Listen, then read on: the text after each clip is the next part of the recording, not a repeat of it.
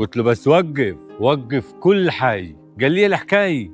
قلت له الجماعة حجزوا وجايين من أمريكا وعايزين بأقصى سرعة نشوفوا شقة، ويلا بيني نكمل الحكاية. وكالعادي قعدنا على قهوة الخديوي أنا والمعلم نور والست أم كلثوم شغالي، والدنيا آخر صهللة، ونسينا اللي فات كله، خلعناه من دماغنا تماما. وقال لي أنا جبت لك ناس على الفرازي، ناس محترمة وهيعيشوا معاك في الشقة. قلت له أكيد من طرف المعلم نور هتكون ناس محترمة. قال لي لا مش مجاملي، دول أولاد بلدي صحيح، بس أنا جايب لك ناس طول رقبتي وتشرفني معاك. قلت له أكيد المنيوية كلهم زانين طالما منهم المعلم نور. وقعدنا نجاوب في بعض وخدنا ودينا مع بعض ونضحك ونزرة. قال لا أنا ما أتكلم جد، الناس اللي جبتها لك ناس 10 على 10. قلت له بص يا معلم نور وقف كل حاجة. قال لي الحكاية. قلت له الجماعة خلاص جايين من أمريكا وحجزوا وعايزين بأقصى سرعة نشوفوا إيه شقة. قال لي هيجيهم كام؟ قلت له قدامهم بالضبط يمكن أسبوع، فعايزين في خلال الأسبوع ده نشوفوا شقة. قال لي غالي والطلب رخيص يا عمدي. قلت له الله يخليك يا معلم نور، وده عشمي برضه. جانا معلم نور قال لي أنا عندي سمسار هيقوم بالواجب وزيادة، اسمه عم حسين. قلت له إن شاء الله ما تقصر، لا أنت ولا عم حسين. اتصل عليا وكلمه قدامي، قال له يا عم حسين عايزين شقة تكون حاجة إيه محترمة. قال خلاص سيبوا لي بس يومين. قلنا له احنا قدامنا بالضبط أسبوع، عايزين في خلال أسبوع تكون الشقة موجودة. قال واه مستعجلين قوي يعني؟ قلت له مستعجلين. بس علي المعلم نور قال واه يا دي عاص. قلت له هي الحكاية. قال لي وشك ردت فيه الدوامية. الدوامية يعني وشي حمر وجهمر ونور. قلت له أكيد الفرحة حلوة مهما كان ومهما حصل، وما تنسى كل الأحزان اللي فاتت. قال لي الحمد لله الله لا يعودها أيام. قلت له آمين يا رب العالمين. وقلت له ركز بس معانا، سيبك من وشي الأحمر والأخضر وركز في الشقة. قال لي خلاص أنا كلمت الراجل وبعد يوميا هيجمع لنا شقة. عدوا اليوميا وكان في الموعد عم حسين. رحنا له أنا ونور على اتفاقني، لقيناه قاعد على القهوة وقال يلا نتفرجوا على الشقة. توكلنا على الله ورحني، وكانت الصدمة. اللي ما عملش لايك وشير يعمل لايك وشير، وما تنسوش الاشتراك في القناة. وعلى فكرة طبعا في احصائيات معجيني على القناة هني هحطها لكم على الشاشة برضو عشان هي الدليل والإثبات. يوتيوب ما يقول لي 72% من المشاهدين للفيديوهات ما عاملين سبسكرايب ولا اشتراك في القناة. ليه يا أولاد؟ ليه يا جماعة؟ ده الاشتراك ببلاش، احنا مش بين سبورت ولا الجزيرة ولا حاجة. الاشتراك مجاني من غير أي فلوس. فأتمنى من الجميع كسر الإحصائية دي، لأنه الإحصائية ما تقول 72% ما يتفرجوا على الفيديوهات وما عاملين سبسكرايب. فرجاء وبعد إذنكم السبسكرايب أو الاشتراك. وصلنا لعم حسين وكانت الصدمة أول ما شفت الشقة. طبعا الشقة كانت على السطوح، هي صراحة كشف القاهرة يعتبر كله، لأنه كانت أعلى عمارة في المنطقة، كشف مصر كله. بس للأسف أول ما دخلنا جوا الشقة، ما أقول لكم على السطوح المنظر حلو، بس كانت العفشة تعبانة والأساس تعبان والحيطان مقشرة وملحي. قلت له يا عم نور طب ده كلام برضه قال لي يا عم عصام مالها الشقة؟ قلت له لا ما تنفعش، يعني احنا كنا في التحرير والوضع كان تمام التمام، برضه دي شقة؟ قال لي يا عم حسين يا عم عصام يا عم عصام انا شفقان عليك. قلت له يا عم حسين ما تشفقش، دوس ولا يهمك، الجماعة اللي هيقعدوا في الشقة جايين من أمريكا واحنا عايزين حاجة تشرف وحاجة ترفع الراس. قال لا أمريكا يبقى الوضع مختلف نور راح دغزني في كتفي. قال لي ليه ما تقول أمريكا؟ احنا ما عايزينش يجيبوا سيرة أمريكا عشان هيغلي عليك الحساب. قلت له يا عمي يغلي مش مشكلة، بس أهم حاجة تكون حاجة محترمة.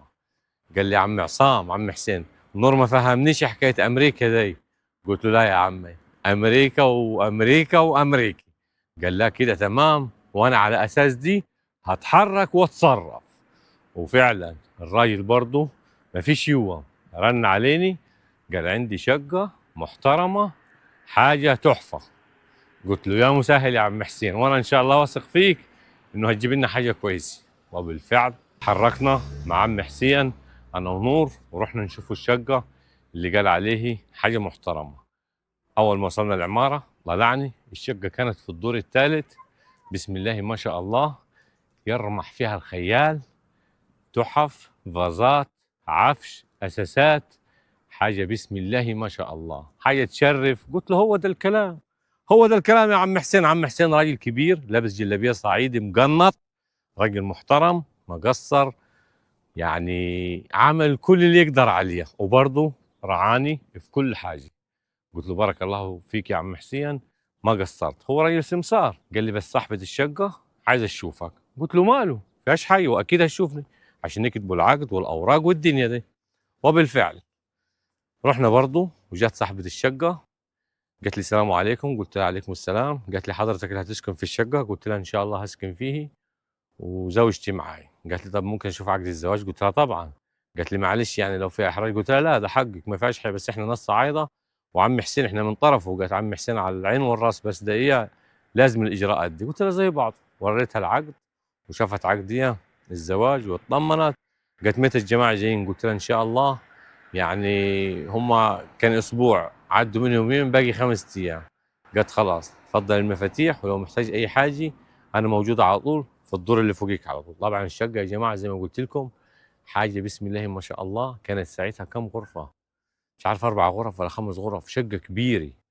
وطبعا والبلكونه برضه كبيره وعصافير والدنيا حلوه. يعني مدينه نصر برضه لسه بخير، هي ما راحتش اياه في الوبي غير التبه خالص. سيبكم انتوا، والله الفرحه حلوه، يروح الحزن وتروح الامراض، ربنا يبعدها عنا وعنيكم، وتكون ايامكم كلها هنا وسعاده. قال لي نور ان شاء الله انا هستقبلها معاك انا ويوسف ولدي، نجو معاك المطار. قلت له ماله، ده تشرفني وتزيدني شرف يا معلم نور. عدت الايام وميعاد وصولها قرب، وبرضه بالفعل جهزت نفسي انا والمعلم نور ويوسف ولده الصغير العسوله الجميله كده، كبر دلوقتي وبقي راجل ما شاء الله، ربنا يحفظ له اولاده.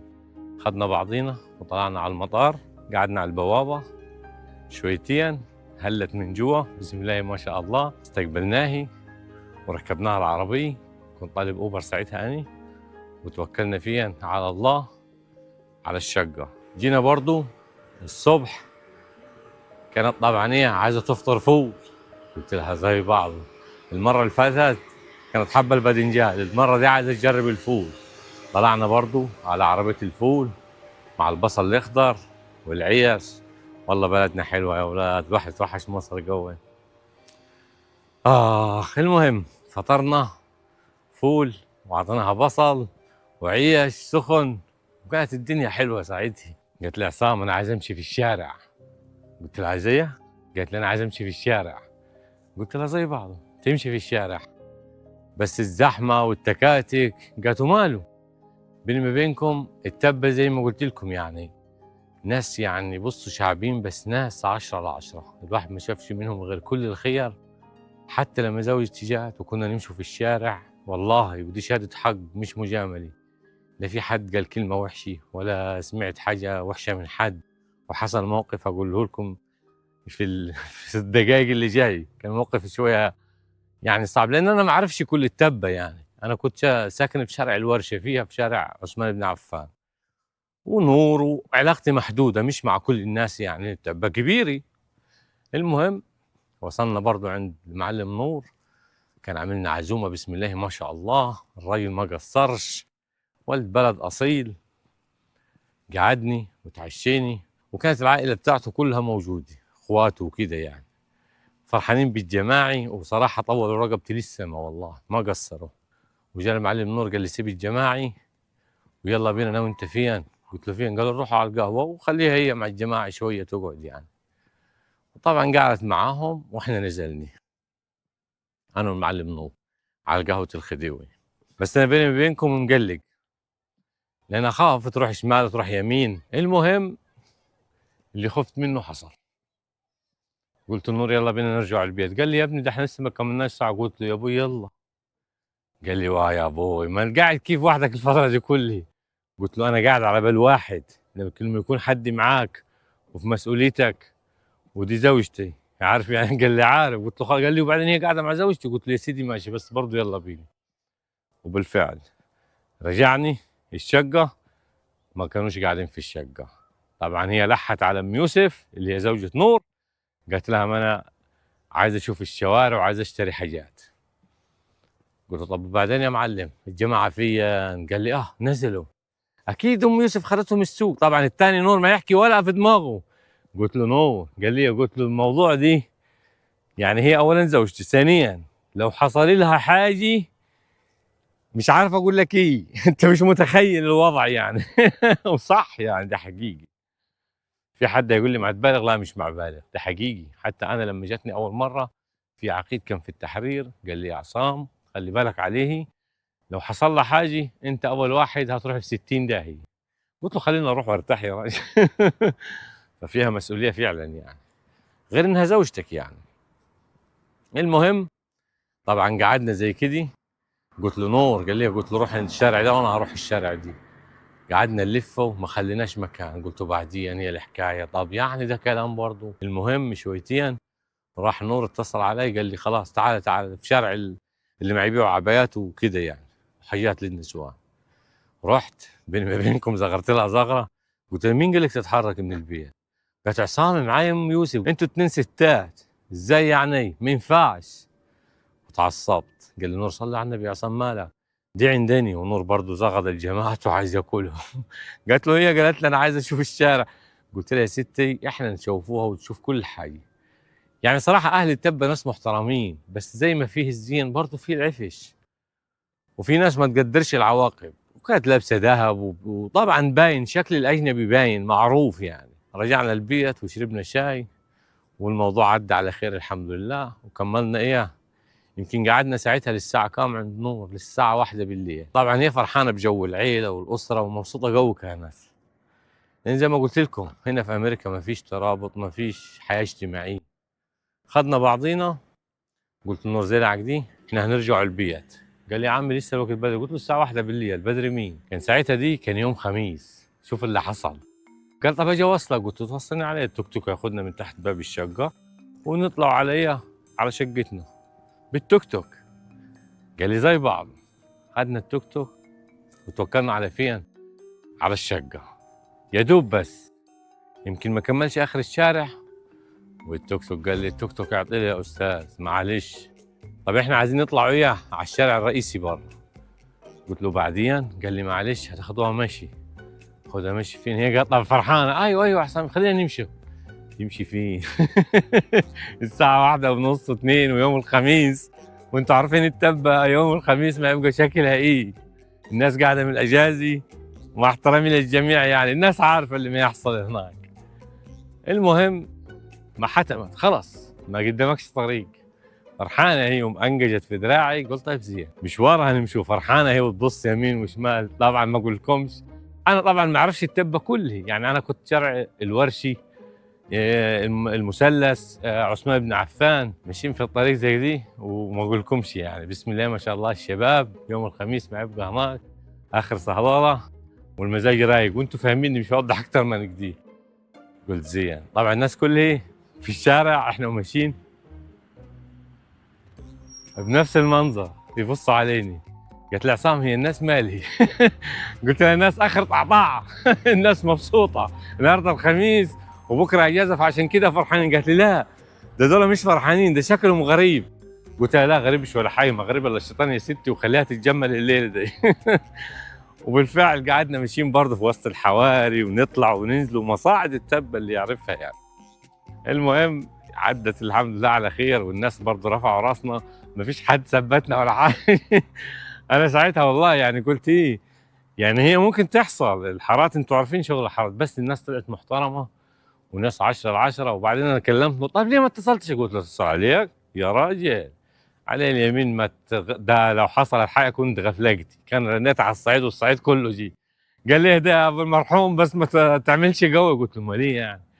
يعني ماشي في الشارع وهيثبتوني؟ قال لي لا ما حدش يثبتك الناس محترمه. وبالفعل زي ما قلت لكم يعني رغم انه في بعض هناك يعني الناس اللي ما تبقوا مسجلين خطر وكده، بس صراحه يعني الناس محترمه تحس انه بسم الله ما شاء الله رفعوا راسنا.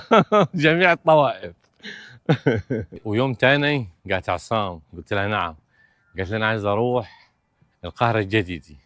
قلت لها واه اشمعنى القاهره الجديده؟ قالت لي يا سيدي عايز اروح القاهره الجديده نفسي اشوف القاهره الجديده. ايه حرام؟ قلت لها لا ما حرامش. نروحه. قالت لي عايز اروح المطعم اللي كنت شغال فيه. قلت لها اشمعنى المطعم يعني؟ قالت لي ايوه انا حابه اروح هناك. قلت لها زي بعض، نروح المطعم اللي انا كنت شغال فيه. بيني ما بينكم انا والله ما كنت عايز اروح، ويعني مش عايز يعني مثلا ابين لحد ان انا رايح امريكا وكده يعني وجماعتي هم اللي انا مثلا كلامي كان صادق، ويعني مش عايز الوضع ده يعني. المهم قالت لي لا لازم نروح هناك. حتى مات قلت لها يا ستي المول كبير، لفي في المول هناك ونشوفوا ايه كل المحلات والمطاعم، وفي مطعم اسمه شكسبير هناك هيعجبك جدا، ممكن نروح ونقعدوا فيه. ودخلنا مطعم شكسبير. طبعا ساعتها انا كنت لابس بدلي، ويعني لابسين كده وخروج وفستان سهرة وكده يعني. وقعدنا في شكسبير، صراحة مطعم يشرف، حاجة تحفة، حاجة قمة الأداء. طبعا شكسبير دي قصاد المطعم اللي أنا كنت شغال فيه أروما في وشه على طول. بعد ما أخذنا قعدتني قالت يلا بينا على المطعم. قلت لها المطعم ايه؟ قالت المطعم اللي كنت شغال فيه. ايه مش عايز ليه توديني هناك؟ قلت لها مش عايز والله يعني احراجات مع زملاتي اللي كنت شغال معاهم وكذا. قالت لا دي ما فيهاش احراج. ليه الاحراج؟ قلت لها زي بعضه. المهم اول ما دخلني في المكان انا والله فعلا ما كنتش يعني يعني مش عارف اوصف لكم الاحساس بتاعي. مش عايز حد يقول ان انا جاي مثلا استعرض او اشوف نفسي، لا والله نهائيا. دخلنا المطعم، كان مين موجود؟ كان علام والسوبرفايزر موجودين في المطعم. صراحه السوبرفايزر محترم جدا زي ما قلت لكم عليه يعني. اول ما شافني قال عصام، خدته بالحضن سلمت عليه. وعلام كان واقف على النصبه اللي انا كنت واقف عليه، برضو انا قعدتها طبعا الاول على الترابيزه وكده، ورحت برضو مشيت على علام وخدته بالحضن. قال عم عصام المحترم الاصيل الكذا، وخدني بالحضن وكذا. قال لي زوجتك دي؟ قلت له زوجتي الامريكيه. قلت له الامريكيه. شويتين وجمين جاء المدير بتاع المطعم. صراحه يا جماعي انا والله كنت واخد الموضوع ايزي، بس مع بص عليه لقيته وشه احمر عامل زي الطماطمايه. قلت ايه مالك يا مدير؟ ومش على بعضه يعني مرتبك. المهم سلمت عليه، قلت له ازيك يا مدير؟ قال اهلا اهلا حضرتك، اهلا اهلا استاذ عصام، اهلا اهلا حضرتك. يعني لا عارف يقول حضرتك ولا عارف يقول استاذ، متلخبط ما بين هنا وبين هني. المهم رحت انا رجعت مكاني، راح جاني تشربوا لي هو بنفسه المدير بنفسه، جيت تشربوا لي حضراتكم؟ طبعا ده شغله الراجل، دي كل واحد ما فيهاش اكل العيش يعني، انت لازم تقوم بواجبك. قال لي عصام هي حضرتها المدام؟ قلت له طبعا ايوه هي المدام، وانا كنت متفق معاه. لما دخلنا جوا قلت لها ولا كلمه عربي ولا نفس عربي، كله انجليزي. وقاعده زي كده قالت لي هي هو ده المدير؟ قلت لها ايوه هو ده المدير، ده اللي نقلك الفرع الثاني اللي الوحش. قلت لها يا ستي خلاص ولا فرع وحش ولا فرع زين. وساعتها كان عايزني انساق الاوامر زي الناس اللي شغالي، بس انا ساعتها عنجرته كده يعني. قالت له احنا برضه زباين. قلت لها يا ستي زباين وهو مش هيقصر. وبالفعل برضه يعني الراجل نزل لنا هو والله طلباتي بنفسه. انا والله كنت محرج، بس انا حسيت انه يعني زوجتي يعني عايزه يعني زي توصل لهم رساله يعني انه عصام ده ما كانش يكذب، كل كلمه كان يحكيها معاكم بصدق. خدنا قعدتنا برضه، والسوبرفايزر يغيب غيب ويعمل لي كده يغمز لي. هو المدير واقف، طبعا المدير واقف زي كده قريب من علينا. طبعا هم كانوا بالعادي من يجي زبون اجنبي سواء مثلا اوروبي امريكي ياخد يعني سيرفيس اعلى من اي حد، فكان المدير نفسه موجود جنبيني. وانا والله كنت في قمه الخجل، واقول لها يا ستي الكل زين هكذا خلينا نتوكل على الله، كفايه كفايه. قالت لي عصام المكان جميل والجو حلو. طبعا هي ما تغلي الصراحه يعني. قلت لها خلاص يا ابوي ما انتهى الموضوع مش هنقعد قالت لي لا ما خلاص ايش خلينا نقعد شوي. المهم طبعا زي ما قلت لكم نصر خلاص مش موجود، كان بس السوبرفايزر والمدير وعلام. وعلام كان فرحان بي، يعني الواحد يقول الصراحه والامانه كان مبسوط قوي، يعني باين الفرحه في عيونه. هو السوبرفايزر، لكن المدير قلت لكم وشه كان جايب الوان لا عارف يزعل لا عارف يغضب، متشتت. طبعا في حاجة أنا ما كنتش حابب أحكي فيه، بس ممكن تفيد في ناس زي كده مع تيجي وتروح على مصر أجانب من العرب. يعني طبعا أنا لما كنت عايش في التبي كنت أقعد على قهوة اللي هي قهوة الصعايدة، قهوة الخديوي. فكنت ساعات طبعا زوجتي تكلمني فيديو أتكلم معاها وكده يعني. فكان في ست كبيرة تجي طبعا، يعني من الناس الغلابي، تيجي على القهوة، فكان زوجتي تشوفها. فساعتها يعني بسم الله ما شاء الله، يعني أنا مش كنتش حابب أقول الكلام دي، بس للناس عظة وعبرة، يعني أي حد يقدر يعمل حاجة يعملها. فكان الصراحة يعني مطلع لها شهرية بسم الله ما شاء الله، كل شهر أنا كنت أخذ المبلغ أوصلهم لي لحد البيت. فجات قالت لي عصام لما جت طبعا التبي، قالت لي أنا عايز أروح، مش عايز أذكر اسمها يعني، لأم فلان. قلت لها زي بعض أوديكي، بس ده يعني المنطقة تعبانة. قالت لي وماله مهما كان. المهم خدتها برضه، طبعا كان شارع ضيق ومكان صعب. وإن شاء الله الحلقة اللي جاي هنشوفوها لما راحت وقابلت هي أم فلان دي الشخصية الفقيرة الطيبة. إن شاء الله في الحلقة اللي جاي هتعرفوه بإذن الله.